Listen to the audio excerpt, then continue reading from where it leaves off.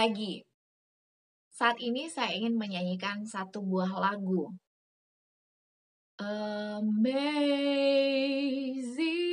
grace, how sweet the sound that saved a wretch like me. I once was lost, but now I'm found. Was blind, but now I see. Judul lagu ini ialah Amazing Grace. Banyak di antara kita yang sudah familiar dengan lagu ini ya. Ini adalah pengalaman rohani yang dialami oleh seorang tokoh Kristen bernama John Newton.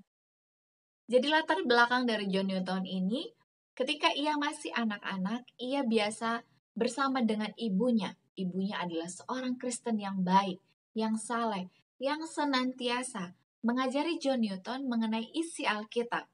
Mengajari dia tentang cerita-cerita di dalamnya dan juga bagaimana ia harus berdoa. Ayahnya adalah seorang kapten kapal, jadi kebanyakan waktu ayahnya itu di laut dan jarang untuk pulang ke rumah. Selama usia-usia anak-anak Newton, ia senang sekali bersama dengan ibunya mendengarkan cerita-cerita Alkitab. Namun sayangnya, ketika hampir berusia 7 tahun, ibunya meninggal. Itu adalah momen yang membuat dia seperti kehilangan arah. Akhirnya ia pun dirawat oleh ayahnya dan diajar mengenai pergaulan hidup tentang laut. Di sana ia belajar hidup yang sangat keras sehingga membuat wataknya keras kepala. Lambat laun ia pun menjadi seorang kapten kapal dari perdagangan budak, jadi jual beli budak. Dan itu membuat karakter dia semakin jauh dari yang Tuhan harapkan. Hingga akhirnya ia pun mengalami suatu badai yang sangat kuat di kapal yang ia tumpangi. Di dalam kapal itu, ia mulai mengingat Tuhan. Ia berdoa, memohon kelepasan dari Tuhan karena ia pun melihat penumpang-penumpang yang di dalam kapal yang mengalami badai itu juga turut panik dan cemas. Ia berdoa, kiranya Tuhan berkenan menyelamatkan ia dan orang-orang yang ada di dalam kapal itu. Apakah Tuhan memberikan kasih karunia-Nya menyelamatkan mereka? Tentu saja. Roh Tuhan menjamah John Newton, dan entah bagaimana caranya dengan kuasa Tuhan. Akhirnya, kapal ini bisa selamat dari badai dan berhasil mendarat. Perjalanan iman ini membuat Newton semakin dekat dengan Tuhan. Ia pun dipertemukan dengan tokoh-tokoh gereja, dan ia semakin mendalami firman Tuhan, sehingga pada akhirnya ia pun menjadi seorang hamba Tuhan membagikan Injil ke tempat-tempat yang ia kunjungi. Saya bersyukur bagaimana Tuhan menjamah hati seseorang yang tadinya sempat mengalami kehidupan yang gelap, tapi dapat disinari dengan terang kasih Tuhan. Sebagaimana John Newton bersyukur kepada Tuhan melalui lagu yang ia buat, saya pun berharap di antara kita boleh terus bersyukur kepada Tuhan, mulailah dari hal-hal yang kecil. Mari kita lanjutkan bacaan renungan pagi kita hari ini tanggal 14 Maret dengan judul Mengasihi dan Berbaik Hati.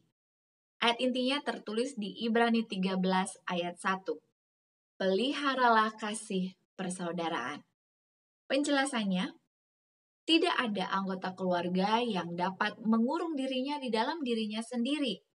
Kalau ia dipenuhi dengan kasih Kristus, ia akan menyatakan sopan santun, kemurahan hati, penghargaan lemah lembut terhadap perasaan orang lain, dan akan menyampaikan kepada rekan-rekannya melalui tindakan kasihnya, perasaannya yang lemah lembut, bersyukur, dan berbahagia.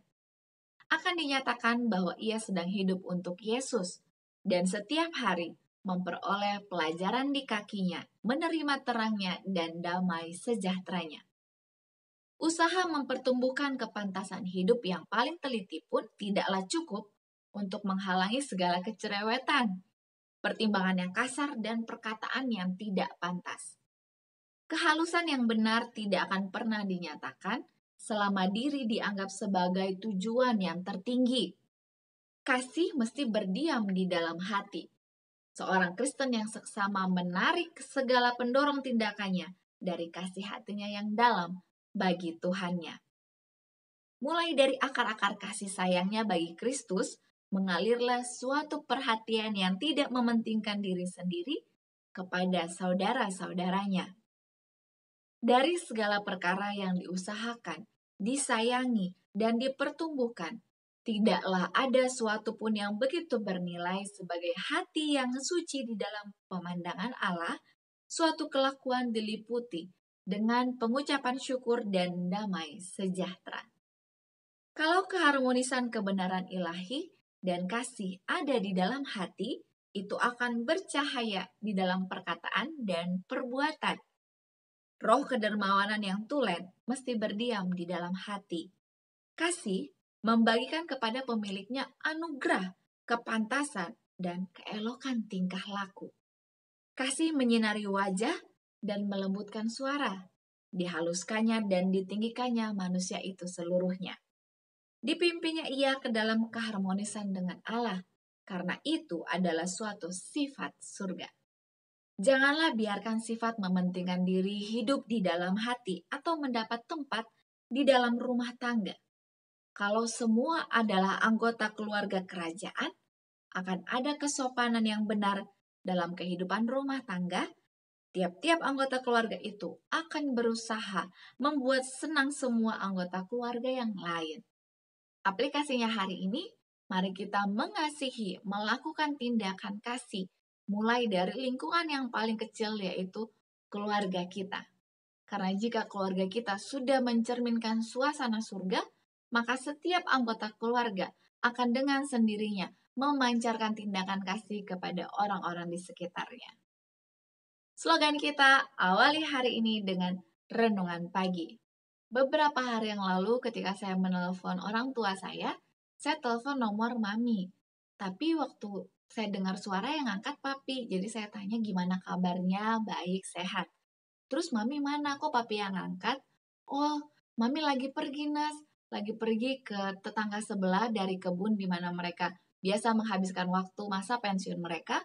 Jadi ada tetangga yang mengundang mami saya untuk mendoakan mereka karena ada yang sedang sakit.